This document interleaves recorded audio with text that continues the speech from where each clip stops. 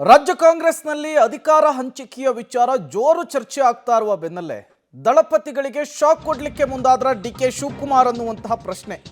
JDS ಕಾರ್ಯಕರ್ತರು ಪಾಪ time waste ಅನ್ನು ಮಾಡ್ಕೊಳ್ಬೇಡಿ, ರಾಮನಗರದ ಅಭಿವೃದ್ಧಿ ಪಥದಲ್ಲಿ ಸಾಗ್ತಾ ಇದೆ, ಮುಂದೆ ಬೆಂಗಳೂರಿಗೆ ಸೇರ್ತಾ ಇದೆ, ಅಲ್ಲಿ ಒಬ್ಬ ವ್ಯಕ್ತಿಗಾಗಿ ಪಕ್ಷವನ್ನ ಬಲಿ ಕೊಡುವ ಕೆಲಸ ಆಗಿದೆ. ಇದರ ಬಗ್ಗೆ ನಾನು ಹೆಚ್ಚು ಮಾತನಾಡಲ್ಲ, ನೀವೇ ಯೋಚನೆ ಮಾಡಿ.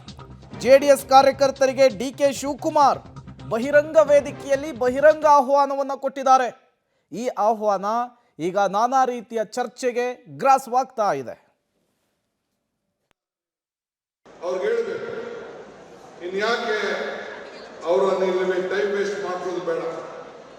ಮುಂದಕ್ಕೆ ಬೆಂಗಳೂರು ದಕ್ಷಿಣ ಜಿಲ್ಲೆ ಇದಕ್ಕೆ ಒಂದು ಹೊಸ ರೂಪವನ್ನು ಕೊಡುವಂಥದ್ದು, ನಿಮ್ಮ ಆಸ್ತಿ ಮೌಲ್ಯಗಳನ್ನ ಹೆಚ್ಚುವಂಥದ್ದು, ನಿಮ್ಮ ಬದುಕಿನಲ್ಲಿ ಹೊಸ ರೂಪವನ್ನು ಕೊಡುವಂಥದ್ದು.